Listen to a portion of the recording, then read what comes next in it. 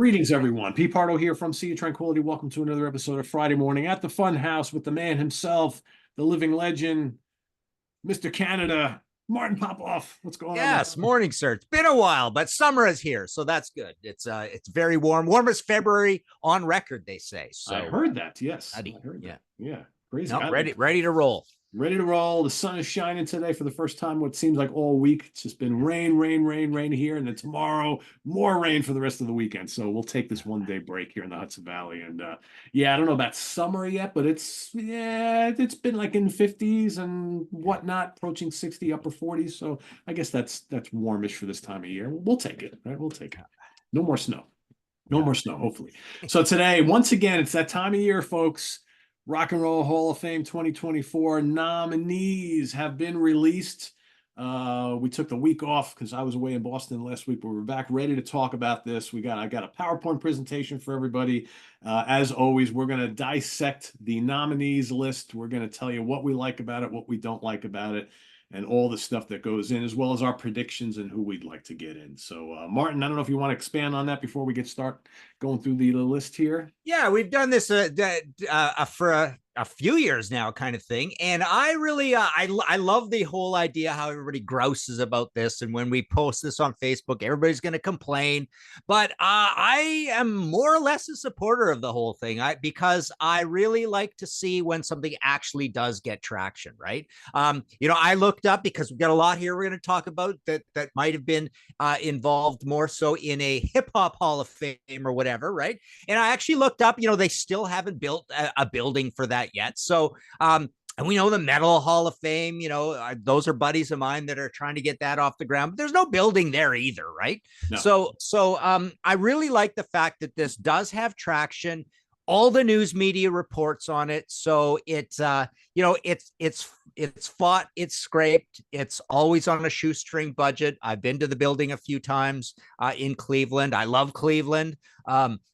It's just cool that it has traction, that it actually gets people really upset. Oh, why do you care about it and stuff?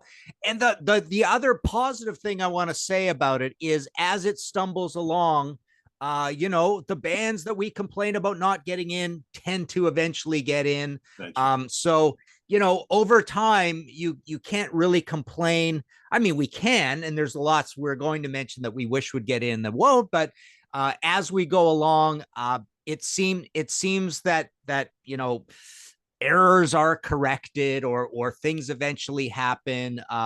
Yeah, let's leave it at that. I think more will come out as we talk about these nominees. Yeah, and it's worth sharing. I was taping our latest episode of 4 Fusion Friday last night with George Lemmy and Eric Porter. And at the end, after we got done, I mentioned to George that you and I will be doing this in the morning. And George's actual expression was, oh. Yeah.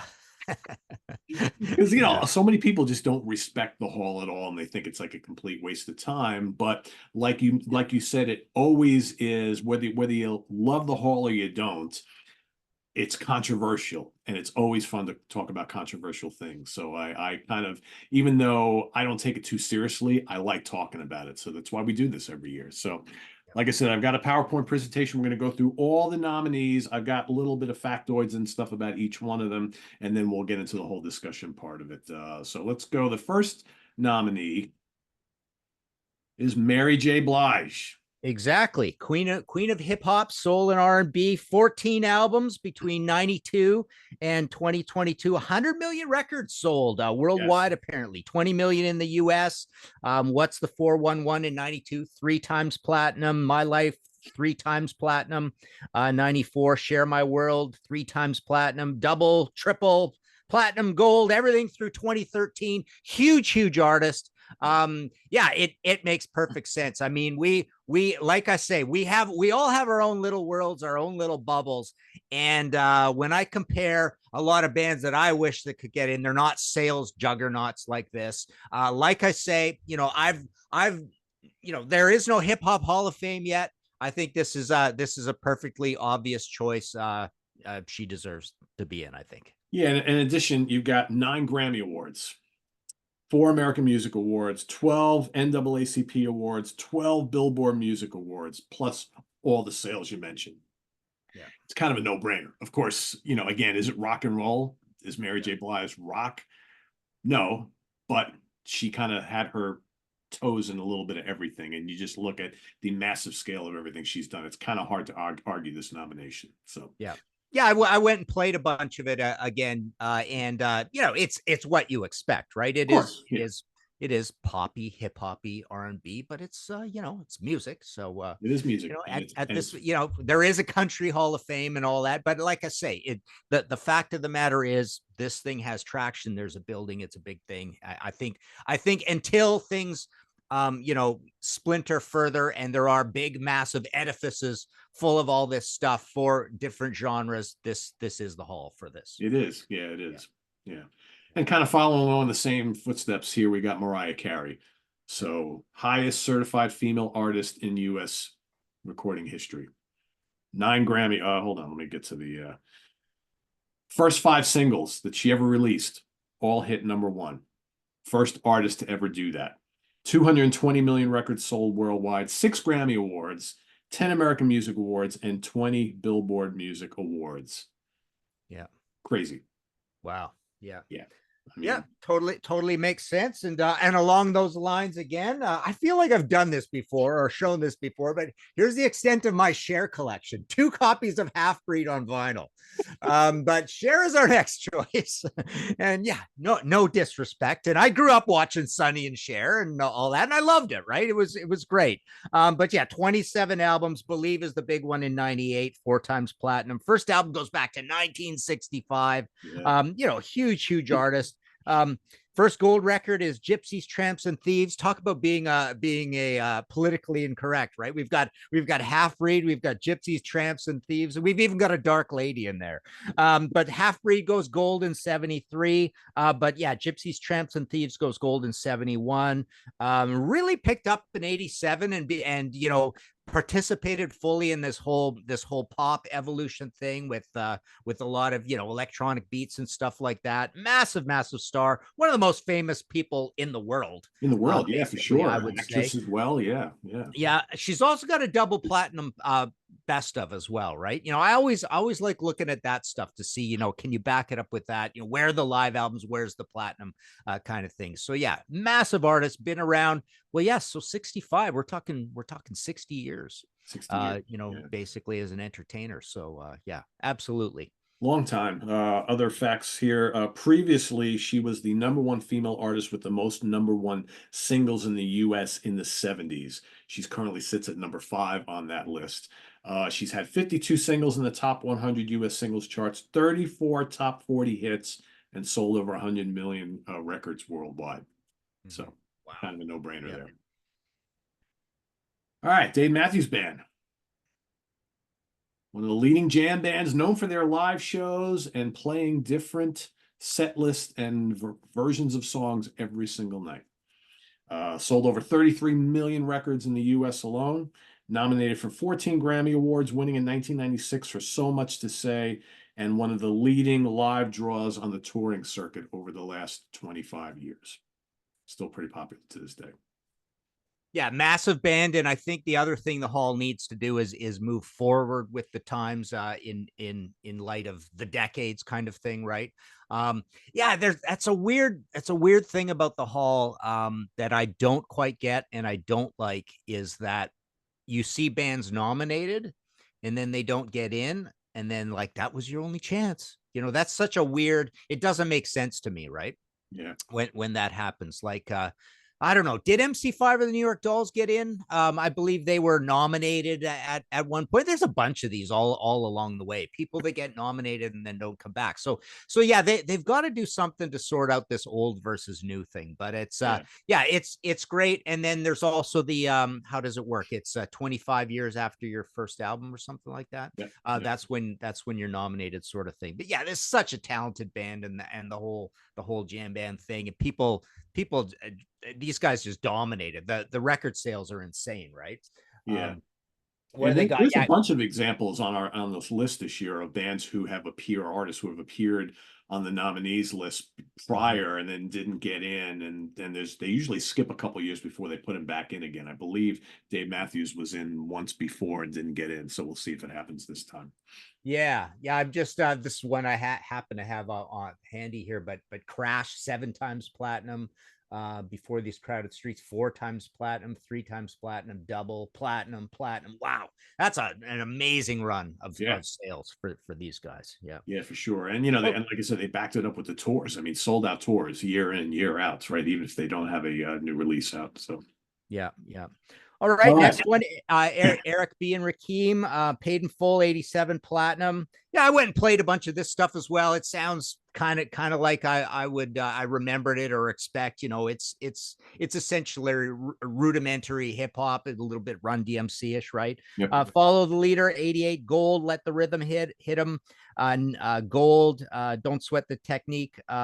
Uncertified 92. So not a long catalog, not a lot of sales. I don't know. I think at this point, you know, there is the you know, I mentioned MC5 and New York Dolls earlier as building blocks of something. This is a building blocks thing. 100%. You know, Yeah. a famous historic band kind of thing.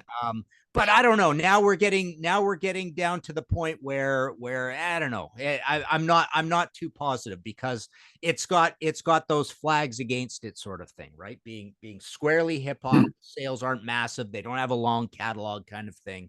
And even as solo artists weren't absolutely massive. So you know, this is where the rock and roll, get out the guitars and drums and bass you know, thing rears its head, and you want to say, but what about these guys? But what about these guys? So yeah, I'm a little iffy on this one. Yeah, I mean, here's where you're kind of like drawing the line here. It's like, and my distaste for rap and hip hop notwithstanding, like you mentioned, there's not a lot of sales here. There's not a lot of albums here. So this is one of those acts that, and they always have a bunch of these every year that are more of an influence on a genre than they were a big band, right? So like, I think this is one of those, they were an influence on what became after them in hip hop and rap in the 90s, but as a band themselves, not really big. So you could argue uh, all day long about whether someone like this deserves to be in or not. But again, there's a lot of great influential bands that never sold a hell of a lot of albums, right? And they get in eventually. So who knows?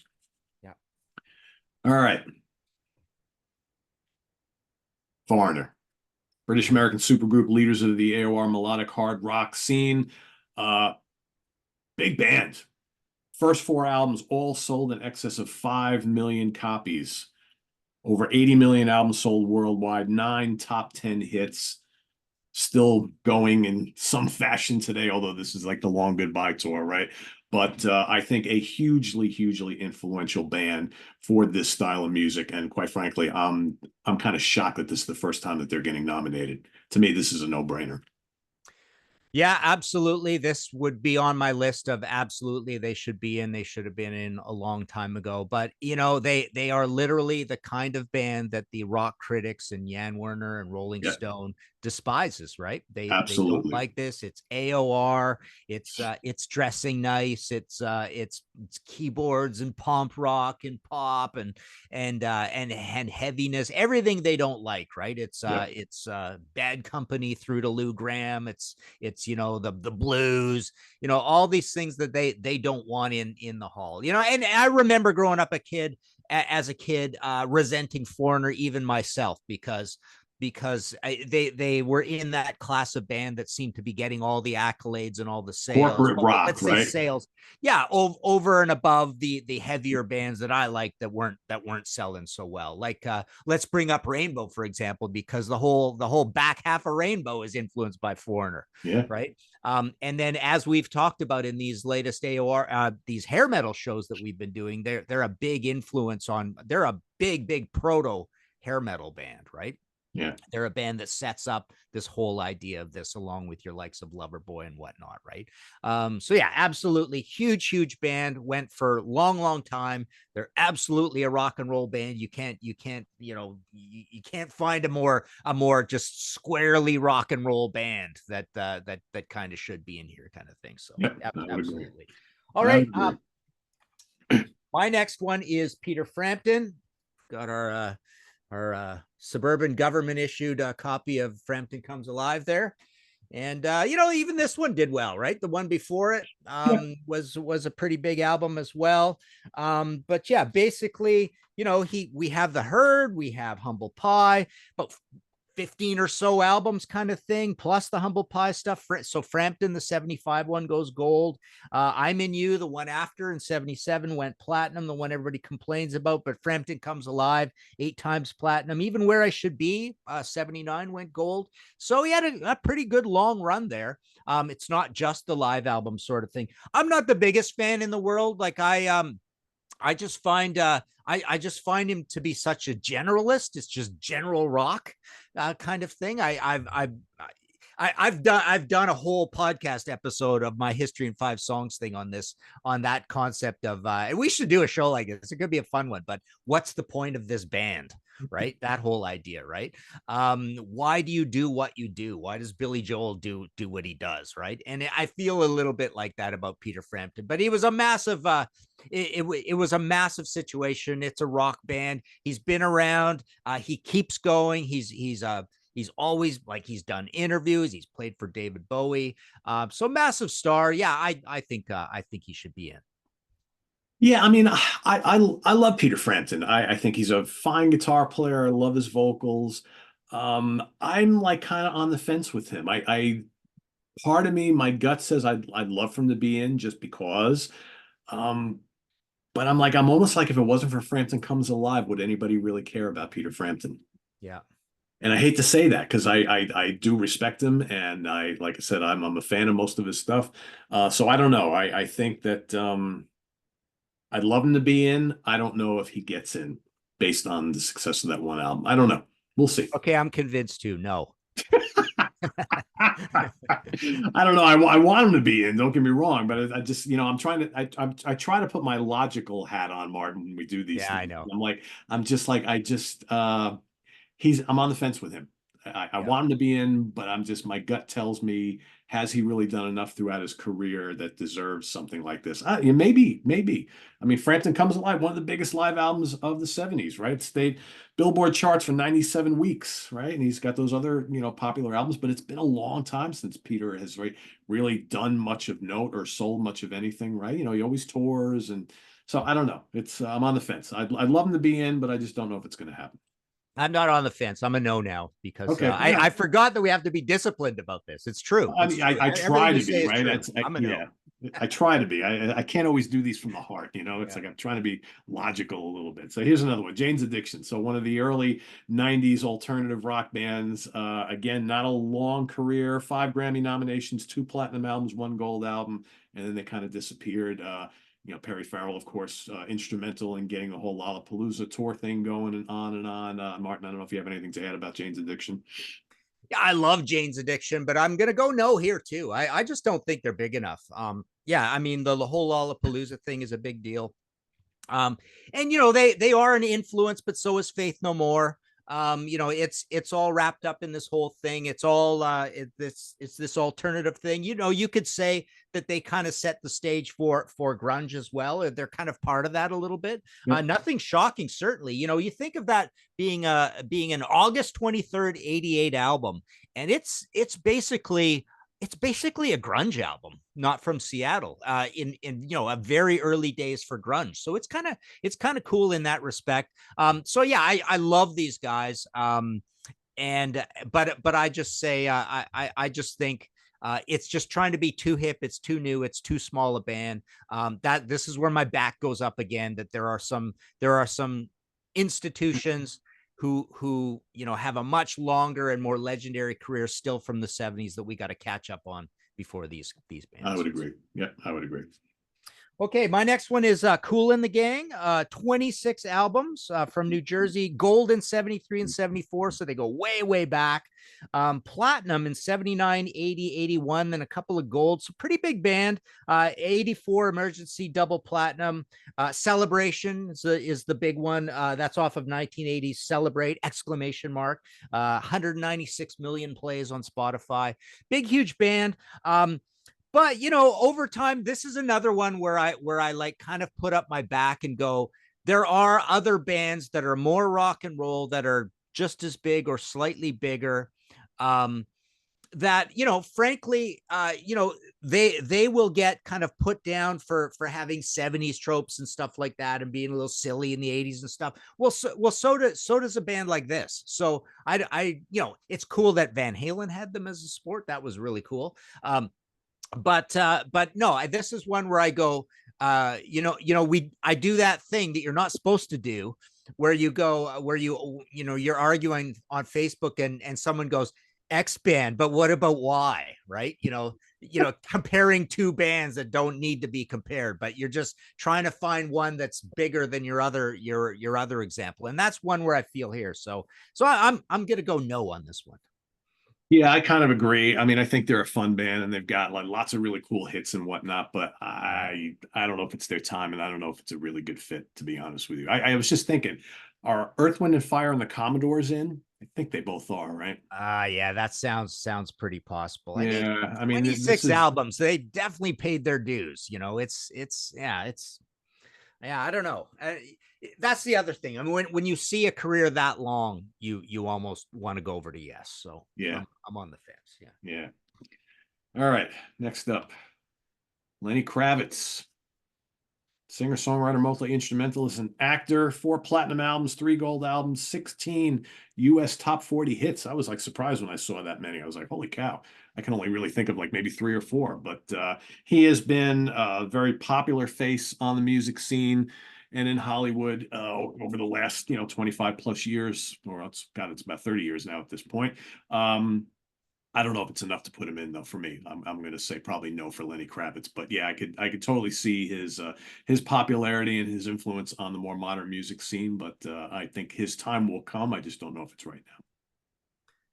Yeah, interesting one. It seems like I would go with that whole idea that this is a definite for sure. I like your idea about his time will come sort of thing, because again, it makes me just think about just righting all the wrongs and catching up on the few. Like I say, I mean, the wrongs are usually righted. It does happen every year. 1 or 2 or 3 more that we've been complaining about gets in. So you can't really complain hugely about all this thing. But I like the idea about his time will come sort of thing. So right a few more of those wrongs. But yeah, absolutely. It feels like the whole MLB thing that we go, oh yeah, for sure he's going to be a Hall of Famer. First kind of ballot thing, Hall of right? Famer. Yeah. It's kind of that sort of deal with this. So yeah, I would say not yet. Just let it simmer a few more years. And I read the wrong notes for him. I read the Kool and the Gang notes. So played the Super Bowl in 2015, 4 platinum albums, 3 gold albums, and 4 top 40 singles, not whatever number astronomical number I read before. That was Kool and the Gang. So yeah, but I would say also not yet. So he'll get it eventually. Yeah. All right, here's a controversial one. Oh yes, this is mine. Yeah. So Oasis, I would say so 94. So it's platinum, platinum in the States, but 8 times platinum in the UK. What's the story? Morning Glory, 4 times platinum in the US. Big album, 17 times platinum in the UK. Canada too, 8 times platinum, 8 times in Australia. There's a theme here that I'll get to. So Be Here Now, 97 platinum in the US, 6 times platinum in the UK. And then we get to Not Certified, Not Certified again, Standing on the Shoulders of Giants, Heathen Chemistry, 2000, 2002.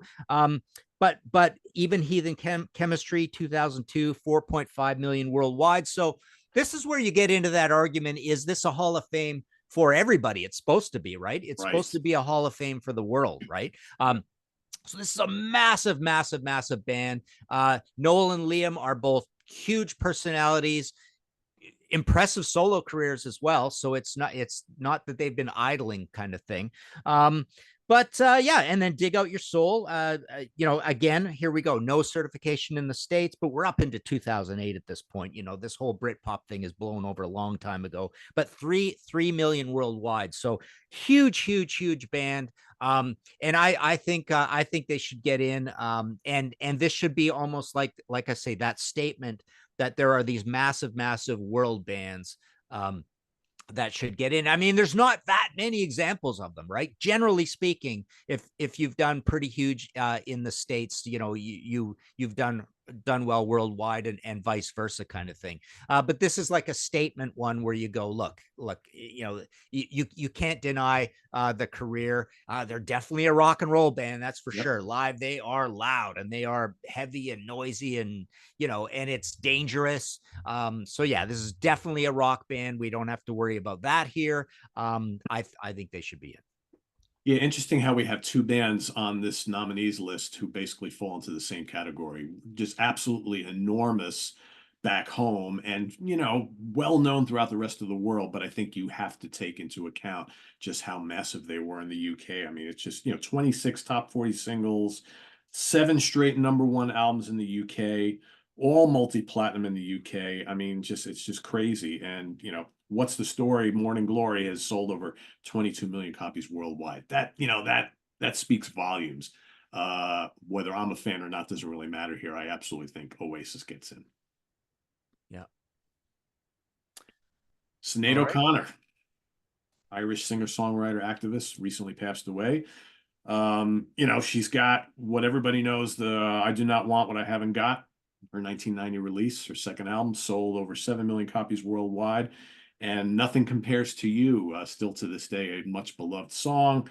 It was honored as Song of the Year at the Billboard Music Awards that year, and 5 other gold albums around the world. Again, kind of like Peter Frampton, I feel that I'm like on the fence here. I think that she was definitely an influence, and but you have to wonder, Martin, because she just recently passed away, if there's going to be kind of like a sympathetic aspect to this, that she might get in just because maybe the time is just right to honor her after she's passed. So I don't know. I think this might be the sleeper inductee on this list. Personally, I don't think I would have her in, but I think we're going to see it.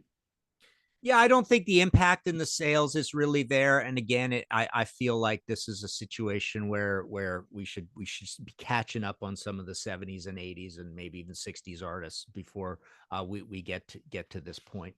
Yeah, yeah, yeah. My gut tells me no. I just wonder, um, but we'll see. We'll see in a Yeah. couple weeks or whenever they announce that. Yeah. All right, next up. Well, here we go.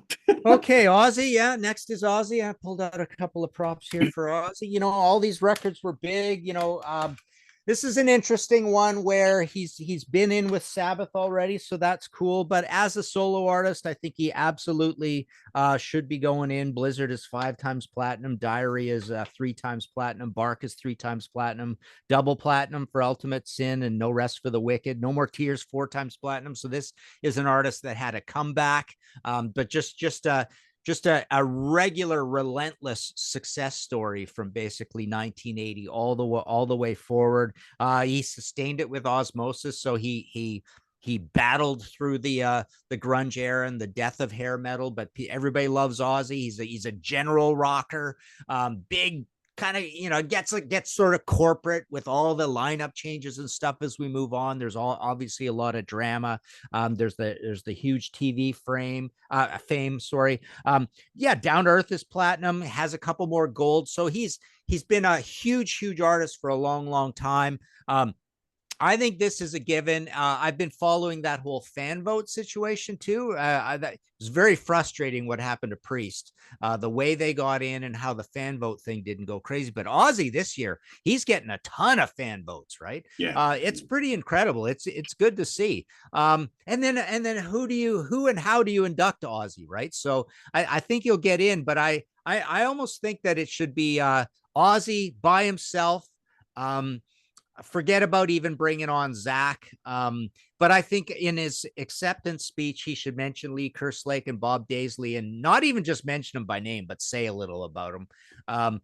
And then Randy, obviously he needs no prompting to mention Randy. And Sharon, mention Sharon, but I think it should be Zach that inducts him.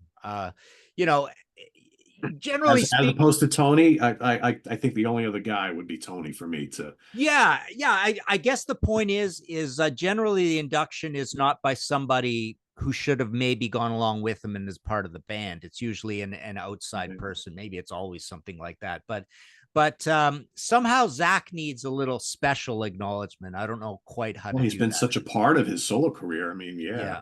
That makes But sense. you can't, it's, what do you induct Ozzy Osbourne and Zach Wild? You can't do that either, right? And then it's like Randy, okay, he's not here, but he's as, or more, whatever you want to call it, right?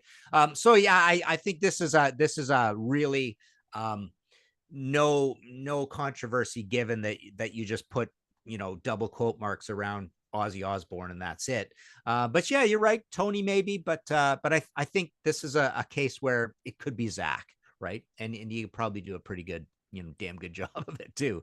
Yeah, we'll So see. yeah, this is a given. Yeah. Yeah, this is, to me, this is an absolute no-brainer, and I'm going to put my bias in here as well.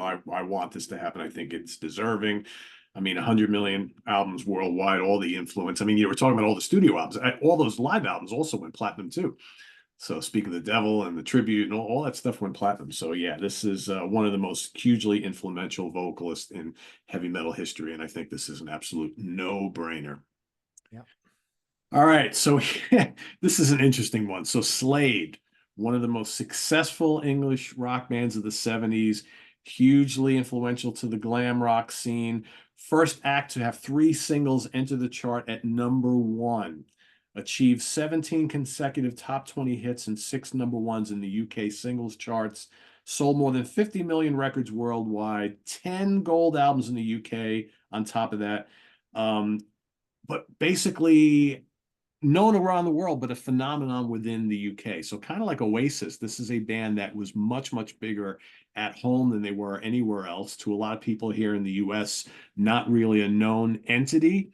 But like Oasis, I think we have to take into consideration their long-standing success on the home front, both as a live band, as a singles band, certainly as an album band as well. So I don't know, Martin. I'm maybe tipping that we should give Slade an inductee here, because I think that I just can't. Again, here in the States, I never listened to them growing up, but I know how massive they are back on in the UK. So I don't know. This is funny. I think we have a glitch here, but it's good that we talked about Slade, because it's actually Sade is the next one. It's not Slade. Is it really? Yeah. Wow. And I looked at, I go, oh my God, did I type to Pete wrong here? Was it Slade? So I just quickly looked it up, but it's actually Sade. Wow. How did I do that? All right. Yeah, but that's but interesting. It's good that we're talking about Slade, because Slade is like the poor man's, working man's, not so good looking version of Oasis, right? So this is one that probably will come up at some point again as being such a massive band. But no, we had Sade in there, who okay. again, here we are with the big pop, the big pop R&B chanteuses, right? But we've got 4 times platinum on the debut, diamond. I was actually caught up in this whole thing in the 80s. I was sort of into this, right? But yeah, 4 times platinum on the debut, and then we had 4 times platinum on Promise. We had 3 times platinum. We have 4 times platinum. Wow, Love Deluxe 92. Absolutely persisting with big albums. 3 times platinum with Lovers Rock, and platinum with Soldier of Love. I don't even know these later albums very much. I'm just looking at the front covers on them here on Wiki, and it's like, yeah, huge artist. I think this is a good choice as well. And we have we're at the end, right? We have one more, right? Yep. Tribe Called Quest. So Tribe Called Quest. This to me kind of fits a little bit in the Eric B sort of thing, maybe Cool in the Gang, although different from that. But again, this is building blocks. When we did Hip Hop Evolution, this was a massive band that was actually talked about quite a bit, right? Debut 1990 goes gold. So we're talking again, early days of hip hop. Low End Theory, 91 platinum. Midnight Marauders, 93 platinum. Beats, Rhymes, Life, 96 platinum. Love Movement, 98 gold. We got it from here, 2016 gold. A lot of these artists, this was the other thing we found when we did that. I transcribed dozens and dozens and dozens of hours of those interviews, and it was fascinating. Learned a lot of stuff. But One thing I did learn is that a lot of these hip hop artists do really well with one or two big albums and then they're gone, sort of thing. Like it Not doesn't these guys, yeah. persist. And so this is a good long career, right? Kind of thing. So yeah, I don't know. I'm on the fence again. It's just that if there actually was a hip hop museum and it actually got built, it exists the same way many of these things exist. It just the shrine never got built, sort of thing. So until that happens, this kind of all makes sense. It is filling in the gaps, but again, newer artists, most of these are newer artists. So should they be getting in before the big 70s and 80s artists? So there you go. Yeah, I would agree. But another hugely influential band. I remember, back in the day hearing about these guys all the time. And even though this was never my thing, notable for combining like early hip hop with jazz, right? One of the first bands to do that. But yeah, every album was really successful and much loved band. But yeah, like Martin said, it's not really rock and roll, right? So I'm gonna put a no for Tribe Called Quest. And I apologize for the Sade Slade mix up. This is what happens when you're doing this late at night, right? And I'm wearing glasses too, so maybe I need new glasses, Martin. I don't know, but I kind of thought it was a little odd that Slade was getting nominated, but I was like, oh, cool, whatever. So It's not anyway, that odd, though. I mean, it literally, they should be there at some point, right? you would think so, right? You would think Yeah. so. So the fan votes so far, and this was as of a couple days ago. So Ozzy Osbourne leading the pack, followed by Foreigner, Peter Frampton, Dave Matthews Band, and Cher are all ranked in the top 5 as the fan vote continues. So Wow. Yeah. where it'll wind up, I don't know. So Martin, let's kind of wrap it up with who we would want to get in and who we think is going to get the induction here. So what did we say? We're going to pick 3 each that we think I don't know. Yeah, this could be a little chaos, but you start. You tell me which. Give me you do your category, and then I'll do the same category. Okay, so I think who I think is going to get in. And again, I don't recall how many they do every year. It's somewhere between 3 and 5. I don't know. I'm just going to pick 3. But I think Ozzy's going to get in. I think Dave Matthews is going to get in. And I think one of the big female artists is going to get in. I'm going to go Mary J. Blige. I'm not saying that's who I want to get. That's who my kind of rational head is saying is going to get in. And maybe we could throw Foreigner, Cher, or Mariah Carey into that mix. I don't know. Who I want to get in, if I was to pick 3, who I think are deserving, Ozzy for sure, Foreigner for sure. And even though my heart tells me otherwise, I'm going to go with Dave Matthews Band. Okay, Again, let's start with that, and then we'll move on to ones that aren't even nominated. Yep. Because I got something to say there too. So, okay, so I thought it was more than 3 to 5. It's certainly more than 3. I almost think it's more like 6 or 7. Well, let me find out. Start with yours, and I'll find out. Okay, so yeah, I think Ozzy's going to get in. I think Foreigner's going to get in. I think Mary J. Blige is going to get in. I think Dave Matthews Band is going to get in.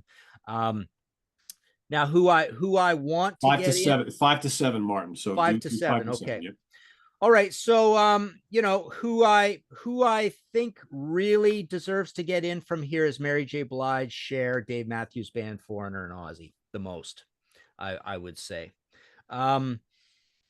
So yeah, moving on to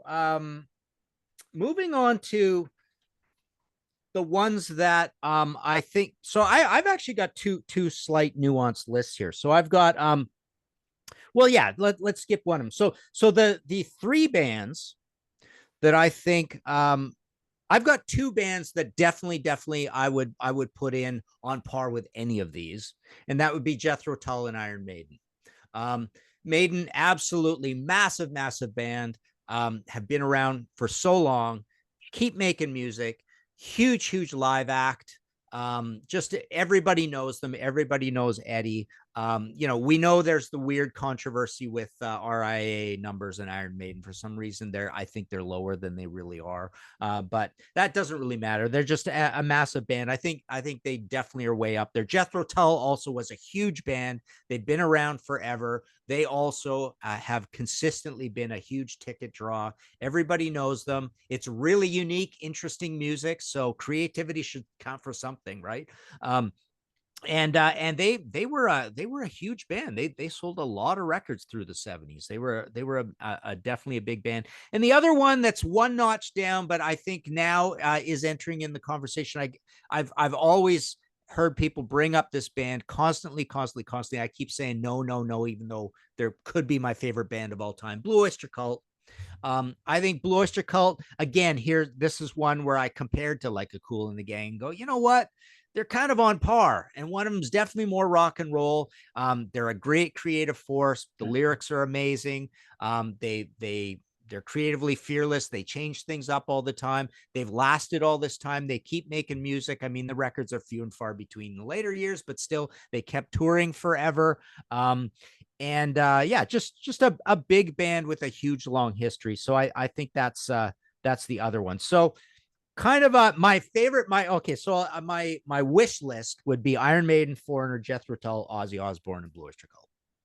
Yeah, I can't argue with any of those. I would also give a thumbs up to those. Other bands that I would throw, I wore the Stick shirt for a reason. I always kind of felt like Stick should be here as well. Kansas for sure. You can make a case for ELP, Scorpions. I know Motorhead's been on the list before.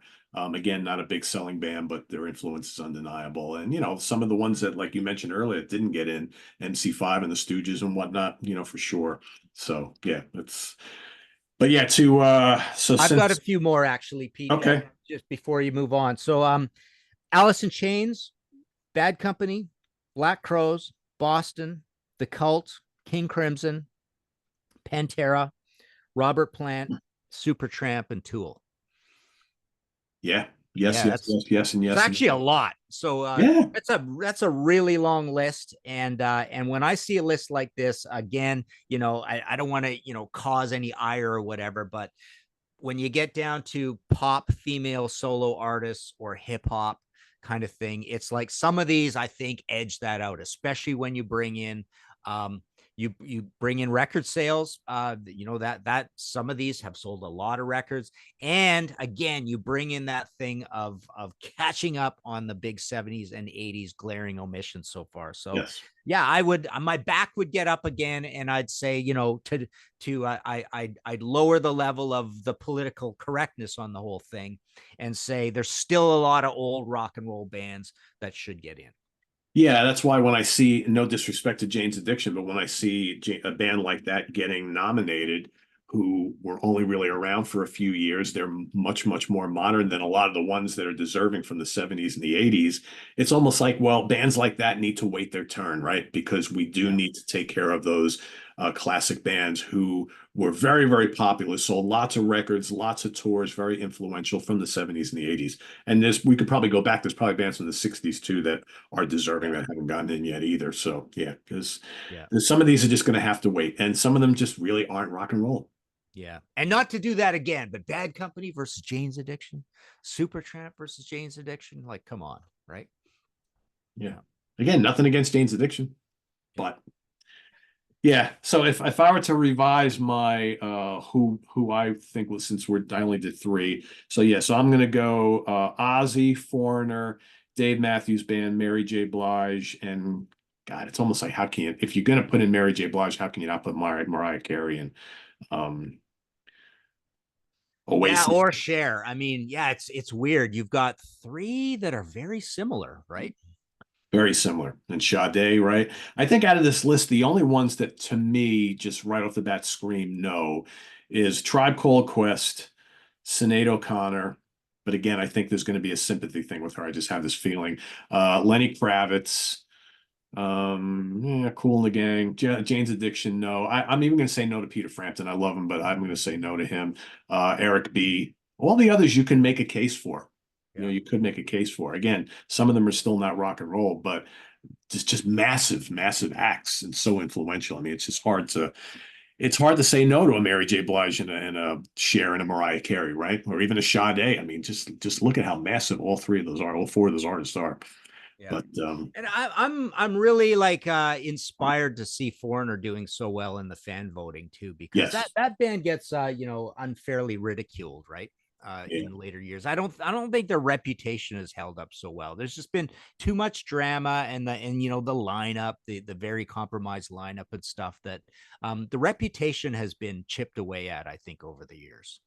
Yeah, much. But you could say the same thing about Journey, and they got it a few years ago, right? So you could argue, should Foreigner have gotten in before Journey? Two bands kind of cut from a similar cloth. I think if one's in, the other's got to be in, because arguably those two are the biggest bands of that kind, right? And if one's in, the other's got to be in. So yeah. Anyway, we'll see shortly who gets in, right? Does it all really matter? It does. Absolutely, it does. It does, because if not, we wouldn't be able to do this each and every year, Martin, right? So of course it matters. But anyway, for everybody watching, down in the comments, add in who you think should get in, who's on your wish list, who you think is a definite no from this list, and we'll see when they announce the winners. And I'm guessing fairly soon, so we'll see. Martin, get us caught up on what's going on with the Contrarians and the podcast and the books that are available. You got a brand new book that just hit, right? Yeah, well, there's a little bit going on there. So we've got this came in yesterday, the Blue Oyster Cult visual biography in soft cover, and it's updated as well. Believe it or not, there's the last entry even mentions the new album Ghost Stories. So talk about, that's definitely got to be the first book with Ghost Stories mentioned in it. So yeah, the soft cover is now out now. The hardcover is discontinued, although I think I have 4 or 5 left of the hardcover. But this is that the first time one. you're doing a soft cover version of one of the big hardcovers? No, Hawkwind's happened now. Okay. Nazareth has happened now. I think that might be it. But yeah, full color throughout, detailed timeline. So that's in yesterday. And then speaking of Blue Oyster Cult, this is the other new one, the Flaming Telepaths Perfect Water duo. And the Thin Lizzy just came in yesterday. I'm packing up, sending a lot of them out today. This is a panel book, and it's the follow-up to this that came out a couple weeks ago, kind of thing. So these are the 2 new panel books through Weimer. And yeah, Thin Lizzy's doing well. And I love doing these panel books, because I get to hear a lot of other opinions, and it fires me up. And then I think of a new connection to make, and it all kind of goes around the corner. So all that's martinpopoff.com. Got the audio podcast, History in 5 Songs with Martin Popoff. We got the video show, The Contrarians, and that's the whole deal. Cool. The whole shebang. So go check into all that stuff that's going on with Martin. And let's see what's happening here on the channel. We got the Professor's Picks coming up later today. Ken Golden and myself. Ken's going to go over a lot of new releases that are hitting stores, and specifically the Laser's Edge website today. So come check that out at 3 p.m. this afternoon. We've got 4 Fusion Friday happening tonight. So come hear about 4 pretty exciting, actually 5 Japanese fusion releases. So join George Lamine, Eric Porter, and myself. We've got the UK Connection tomorrow. Simon, Stephen, and myself will be talking about some 3 really cool AOR melodic rock gems. And then on Sunday, I'll be joined by Scott Slade from the Prog Corner. We're going to rank the albums of Norwegian heavy prog band Arabs and Aspics. So that's coming up on Sunday. And then stay tuned for Tuesday. We've got in the Prog Seat, it's a Gentle Giant show. We're all going to be picking our 3 favorite Gentle Giant albums, which really tough task for a band that's got probably 6 or 7 magnificent albums. To just whittle it down to 3 was pretty hard. So that's coming up on Tuesday. So thanks for watching, everybody. Visit us on the web at www.seatranquility.org. We're on Facebook, we're on YouTube, all together all the damn time. Please subscribe if you haven't already, and click on that notification bell so you get alert of all of our content as it posts. And please do hit the like button before you leave. We'll see you in just a few hours with more stuff here on the channel. For Martin Popoff, I'm Pete Pardo. See you next week here at the Funhouse. Take care. Bye-bye.